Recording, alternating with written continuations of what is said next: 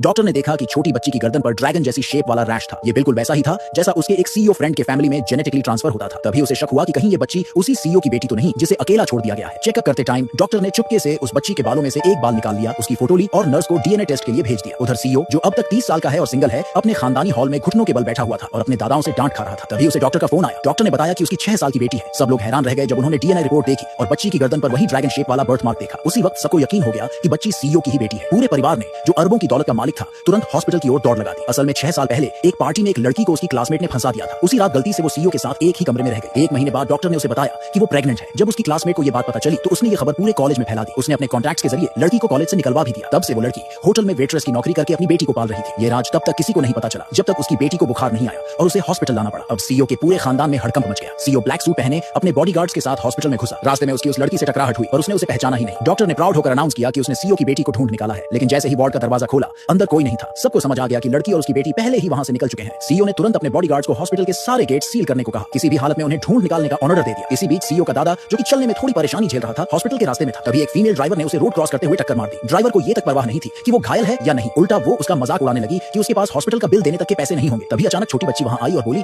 कि ये तो ज़ीब्रा क्रॉसिंग है और गलती ड्राइवर की है, उसके दादा की नहीं। ये सुनकर ड्राइवर गुस्से में आ गई और बच्ची को सबक सिखाने आगे बढ़ी। उसी वक्त बच्ची की मां वहां पहुंच गई, लेकिन उसे ये पता नहीं था कि वही ड्राइवर उसकी पुरानी क्लासमेट है जिसने सालों पहले उसे फंसाया था। लेकिन उस औरत ने कहा कि वो पहले ही पुलिस को कॉल कर चुकी है और ड्राइवर को कहा कि तुरंत यहां से निकल जाए, वरना ट्रैफिक रूल्स के हिसाब से पैदल चलने वालों को रास्ता न देने पर पूरी गलती उसी की मानी जाएगी। उसे 200 युआन का फाइन देना पड़ेगा और उसके 2 लाइसेंस पॉइंट्स भी कट जाएंगे। ये सुनकर पुरानी क्लासमेट को बस गालियां देते हुए वहां से भागना पड़ा। जब दादाजी को उठाकर खड़ा किया गया, उन्होंने उस समझदार सी बच्ची को देखा और सोचा कि अगर उनकी परपोती मिल गई है तो वो जरूर इस बच्ची जैसी ही स्मार्ट और प्यारी होगी। उसी टाइम सीईओ भी वहां से गुजरा और एक बार फिर उस औरत से टकराया। उसे फिर से एक जानी पहचानी सी फीलिंग आई, लेकिन वो पहचान नहीं पाया। 3 दिन बाद औरत को काम से निकाल दिया गया क्योंकि उसने बेटी को हॉस्पिटल ले जाने के लिए छुट्टी ली थी। फिर वो किसी नई जॉब की तलाश में सीईओ की कंपनी में इंटरव्यू देने गई, लेकिन उसे क्या पता था कि इंटरव्यू लेने वाली वही पुरानी क्लासमेट थी जिसने उसका रिज्यूमे वहीं फाड़ दिया और कहा कि इतनी गिरी हुई औरत को उनकी कंपनी कभी हायर नहीं करेगी। उसी टाइम सीईओ वहां से गुजरा और जब उसे पता चला कि यही औरत उसके दादाजी की जान बचाने वाली है तो वो तुरंत मीटिंग रूम में घुसा, माफी मांगी और कहा कि औरत अपनी बच्ची को साथ लाकर काम कर सकती है। औरत की खुशी का ठिकाना नहीं रहा। अब उसे अपनी बेटी की स्कूल फीस और देखभाल की टेंशन नहीं थी, लेकिन उसे क्या पता था कि उसकी पुरानी क्लासमेट के दिल में उसके लिए गहरी नफरत भरी हुई है। अगले दिन औरत अपनी बेटी को लेकर सीईओ के इलेक्ट्रॉनिक्स फैक्ट्री में काम पर गई, जहां उसकी क्लासमेट पहले से ही वर्कशॉप सुपरवाइजर को रिश्वत देकर सेट कर चुकी थी। सुपरवाइजर ने औरत को अपने ऑफिस बुलाया और परेशान करना शुरू कर दिया। तभी औरत ने बाहर से अपनी बेटी की रोने की आवाज सुनी और जल्दी से बाहर भागी। उसी वक्त क्लासमेट ने झूठा इल्जाम लगा दिया कि फैक्ट्री के तैयार प्रोडक्ट्स बच्ची की वजह से खराब हो गए हैं। अब कंपनी औरत को सिर्फ निकालना ही नहीं चाहती थी, बल्कि उससे नुकसान की भरपाई भी मांग रही थी। औरत ने घबराकर अपनी बेटी से पूछा,